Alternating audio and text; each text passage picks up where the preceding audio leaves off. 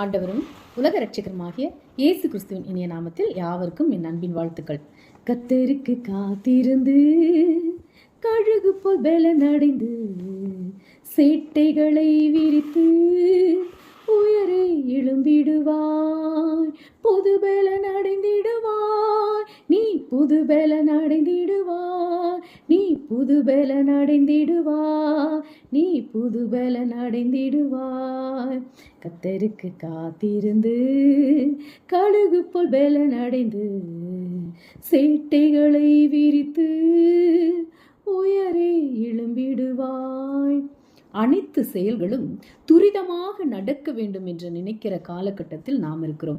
எனவே காத்திருப்பது நமக்கு கடினமாக தோன்றுகிறது. ஆனால் வாழ்வில் சில காரியங்களுக்கு நாம் காத்திருந்துதான் ஆக வேண்டும். எடுத்துக்காட்டாக, ஒரு பெண் தனது குழந்தையை பெறுவதற்கு நீண்ட கடினமான 10 மாதங்கள் எதிர்பார்ப்போடு காத்திருப்பது அவசியம்.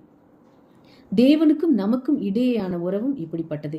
தேவன் தமக்காக காத்திருப்பதை எதிர்பார்க்கிறார். ஆனால் அது அவ்வளவு எளிதல்ல. ஆனால் அவ்வாறு நாம் காத்திருக்கும் பொழுது நம்முடைய வாழ்வில் நிறைவை காண முடியும்.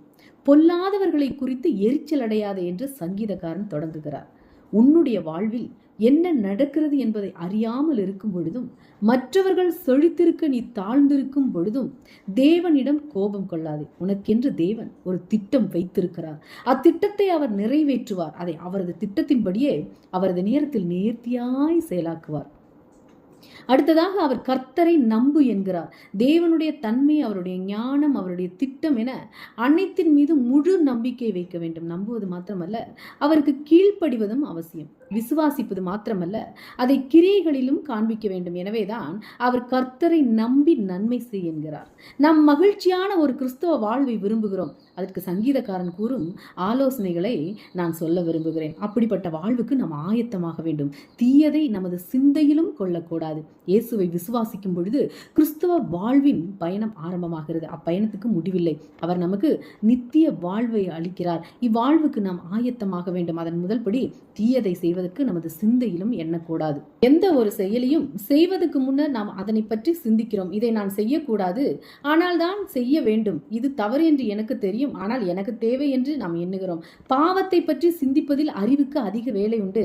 அதையே திரும்ப திரும்ப எண்ணுகிறோம். பாவத்தில் ஈடுபடுவதற்கு நமது சிந்தனையே அடிப்படையான காரணமாகும். எனவேதான் சங்கீதக்காரன், பொல்லாப்பு செய்ய ஏதுவான எரிச்சல் அடையாதே, அதை சிந்தையிலும் எண்ணாதே, உன்னுடைய வாழ்வில் பரிசுத்தமாயிரு என்கிறார். தூய்மை ஏன் அவசியம்? இவ்வுலகில் நாம் வாழும் ஒரு தூய வாழ்வே நித்தியத்தில் நமது மகிழ்ச்சியை நிர்ணயிக்கும். ஒரு நாளில் கிறிஸ்துவின் நியாய தீர்ப்பு சிங்காசனத்துக்கு முன் நாம் நிற்கும் பொழுது அவர் நம்முடைய வாழ்வில் நாம் செய்த காரியங்களை நல்லது கெட்டது என தீர்ப்பளிப்பார். அந்த நாளில் பரலோகத்தில் நாம் அனுபவிக்கும் நித்திய வெகுமதி கிறிஸ்துவின் சிங்காசனத்தின் முன்பாக தீர்மானிக்கப்படும். தேவனுக்கென்று பாவம் படிந்த கரங்களுடன் சுத்தமில்லாத இருதயத்துடன் நீங்கள் ஊழியம் செய்தீர்களெனில் உங்கள் வாழ்வு மிகவும் பரிதாபத்துக்குரியதாகும். பொல்லாப்பான காரியங்களை செய்ய எண்ணாமல் இருப்பதே நித்திய வாழ்வில் நாம் மகிழ்வதற்கான ஆயத்த முறையாகும். திருச்சபையின் இன்றைய தேவை பரிசுத்தமே என்று நான் கருதுகிறேன். யார் கர்த்தருடைய பர்வதத்தில் ஏறுவான்? யார் அவருடைய பரிசுத்த ஸ்தலத்தில் நிலைத்திருப்பான்? கைகளில் சுத்தம் உள்ளவனும் இருதயத்தில் மாசில்லாதவனுமாய் இருப்பவனே என்று சங்கீதம் 24 உரைக்கிறது. இயேசு கிறிஸ்துவை பின்பற்றும் என்னுடைய வாழ்க்கை பரிசுத்தமாக இருக்க வேண்டும். அது கிறிஸ்துவின் நியாயாசனத்தின் முன்பு அல்ல, இப்பொழுதே ஆரம்பமாகிறது. தவறான நோக்கத்துடனும் தவறான காரணத்துக்காகவும் கரைபடிந்த கரங்களுடனும் அசுத்தமான மனதுடனும் நான் செய்தால் அது மாபெரும் இழப்பையே தரும். எனவே கிறிஸ்துவ வாழ்வை நித்தியமாய் நான் மகிழ வேண்டுமெனில் ஒவ்வொரு நாளும் அவருடைய வருகை எதிர்பார்த்து என்னுடைய பாவத்தை அவரிடம் அறிக்கை செய்ய வேண்டும். நம்முடைய பாவங்களை நாம் அறிக்கையிட்டால் பாவங்களை நமக்கு மன்னித்து எல்லா அநியாயத்தையும் நீக்கி நம்மை சுத்திகரிப்பதற்கு அவர் உண்மையும் நீதியும் உள்ளவராயிருக்கிறார். 1 யோவான் 1:19 நமக்கு உறுதியை தருகிறது. நமது வாழ்நாள் முழுவதும் கிறிஸ்துவ வாழ்வை மகிழ்வுடன் அனுபவிக்க வேண்டுமெனில் மற்றவர்கள் நாம் மறைத்து வைத்துள்ள காரியங்களை கண்டுபிடித்து விடுவார்களோ என பயந்து கொண்டிருக்கக்கூடாது. மக்களை நாம் நேரடியாக சந்திக்க தைரியம் உள்ளவர்களாய் இருக்க வேண்டும். ஏனெனில் நம் ஆண்டவரின் முன்னர் நேரடியாக நிற்க வேண்டியவர்கள். பொல்லாதவர்கள் அறுப்புண்டு போவார்கள், கர்த்தருக்கு காத்திருக்கிறவர்களோ பூமியை சுதந்திரித்துக் கொள்ளுவார்கள் என்று சங்கீதக்காரன் கூறுகிறார். அதாவது கர்த்தருக்கு காத்திருக்கிறவர்களுக்கு நம்பிக்கை உண்டு. ஆண்டவராகிய இயேசு கிறிஸ்து ஒரு நாள் எனக்காக திரும்பவும் வருகிறார் என நான் நம்புகிறேன். அந்த நாளுக்காக ஆவலுடன் காத்திருப்பது வாழ்க்கை பயணத்தில் நமக்கு மகிழ்ச்சியை தருகிறது. எனவே இந்த நாளில் நான் எதையும் எதிர்கொள்ள ஆயத்தமாயிருக்கிறேன். ஏனெனில் இன்றைய நாளிலே அவர் வரக்கூடும் என நான் காத்திருக்கிறேன்.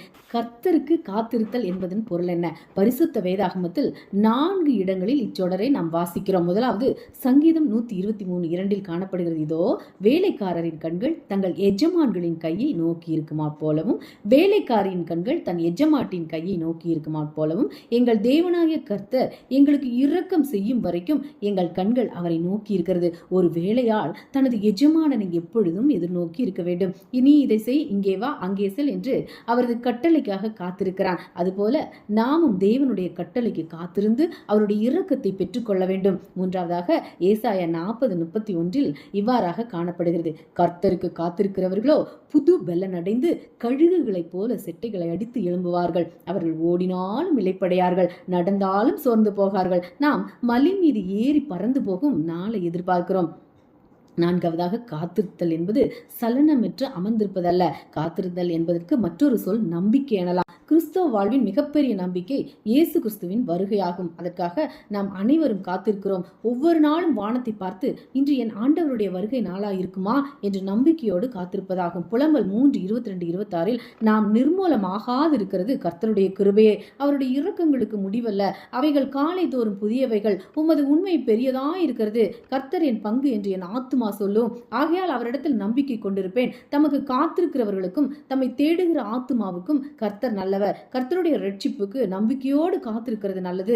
இவ்வசனங்களில் காத்திருப்பதற்கும் நம்பிக்கைக்கும் தொடர்பு உண்டு என்பதை நாம் தெளிவாக புரிந்து கொள்ளுகிறோம். பொல்லாதவர்கள் அறுப்புண்டு போவார்கள், கர்த்தருக்கு காத்திருக்கிறவர்களோ பூமியை சுதந்திரித்துக் கொள்ளுவார்கள். 37:9 இங்கு கர்த்தருக்கு காத்திருப்பவர்களுக்கு நம்பிக்கை உண்டு என்று கூறுகிறார். வாழ்க்கை பயணத்தில் நாம் மகிழ்ச்சியுடன் இருக்க வேண்டுமெனில் கர்த்தரிடத்தில் மன மகிழ்ச்சியாயிரு. உன் வழியை கர்த்தருக்கு ஒப்புவித்து அவர் மேல் நம்பிக்கையாயிரு. கர்த்தரை நோக்கி அமர்ந்து அவருக்கு காத்திரு என்ற ஆலோசனைகளை சங்கீதக்காரன் தந்துள்ளார். கர்த்தரிடத்தில் மன மகிழ்ச்சியாயிரு, உன் வழியை கர்த்தருக்கு ஒப்புவித்து அவர் மேல் நம்பிக்கையாயிரு, கர்த்தரை நோக்கி அமர்ந்து அவருக்கு காத்திரு என்ற ஆலோசனைகளை சங்கீதக்காரன் தந்துள்ளார். இந்த பயணம் நம்மை ஆண்டவராகிய இயேசு கிறிஸ்துவிடம் மகிமைக்கு நேராக வழிநடத்துகிறது. ஆனால் காத்திருப்பது நமக்கு கடினமாக தோன்றுகிறது. நான் மீண்டும் வருவேன் என்று இயேசு கிறிஸ்து கூறிய வார்த்தைகள் நமக்கு நம்பிக்கை அளிக்கிறது. ஒரு ஆங்கில அறிஞர் கூறியது போல, நீங்கள் இன்னும் எதையும் காணவில்லை, தேவன் தம்மில் அன்பு கூறுகிறவர்களுக்கு ஆயத்தம் பண்ணினவைகளை கண் காணவும் இல்லை, காது கேட்கவும் இல்லை, அவைகள் மனுஷருடைய இருதயத்தில் தோன்றவும் இல்லை, நான் மீண்டும் வருவேன் என்று இயேசு கூறியுள்ளார். இதுவே உங்களுக்கும் எனக்கும் உள்ள பெரிய நம்பிக்கை. நாம் ஆண்டவரில் நம்பிக்கை வைக்கலாம், அவரில் மன மகிழ்ச்சியா இருக்கலாம், நம்முடைய வழியை அவருக்கு ஒப்புவித்து காத்திருக்கலாம், கோபத்தை நெகிழ்ந்து உக்கிரத்தை விட்டுவிடலாம், பொல்லாங்கு செய்பவர்களை குறித்து எரிச்சல் அடையாது இருக்கலாம். ஏனெனில் தேவன் ஒரு திட்டத்தை வைத்திருக்கிறார் என்பதை நாம் அறிவோம். இவை யாவும் நமது வாழ்க்கை பயணத்துக்கு மகிழ்ச்சியை தருவன. ஆனால் இப்பயணம் முடிந்த பின்னர் மற்றொன்று ஆரம்பமாகிறது. அங்கே எல்லையில்லா மகிழ்ச்சி உண்டு. நீங்கள் நெப்ரஸ்காவில் இருந்து அமெரிக்காவின் மற்ற எந்த பகுதிக்கும் செல்ல வேண்டுமெனில் சிகாகோ நகரின் ஓகேர் நிலையத்துக்கு செல்ல வேண்டும். அங்கிருந்து வேறொரு பெரிய விமானத்துக்கு மாற வேண்டும். சிகாகோ என்பது பயண வாகனத்தை மாற்றும் இடம். அதுபோல மரணம் என்பது என்னுடைய இறுதி இடம் அல்ல, இயேசு என்று மாபெரும் முடிவினை அடையும் இடம். கர்த்தருக்கு காத்திரு, இருதயத்தை ஸ்திரப்படுத்துவார். சங்கீதம் 27:14 எதற்காகவாவது காத்திருந்து வெறுத்து போயிருக்கிறீர்களா? குமார் தன் படிப்பை முடித்துவிட்டு வேலைக்கு விண்ணப்பிக்க ஆரம்பித்தான். அவனுடைய நண்பர்கள் யாவரும் வேலையில் அமர்ந்து விட்டனர். குமாருக்கோ எதுவும் சரிவில்லை. பலர் என்ன கேலி செய்து அவதூறு பண்ணினாலும் முயற்சிகளை முன்னெடுத்து பொறுமையுடன் காத்திருக்கும் போது நிச்சயம் அதற்கு பலன் உண்டு என்று நம்பினேன். நெடுங்காலமாய் காத்திருத்தல் இருதயத்தை இழைக்க பண்ணும், விரும்பினது வரும்போதோ ஜீவ விருட்சம் போல இருக்கும். நீதிமொழிகள் 13:12 என்ற வாக்கை நம்பினேன். என் காத்திருப்பு வீண் போகவில்லை, ஓய்வு பெறும் வரைக்கும் தலை நிமிர்ந்து பணி செய்தேன் என்றார். ஏன் நாமும் கர்த்தருக்கு காத்திருக்க கூடாது?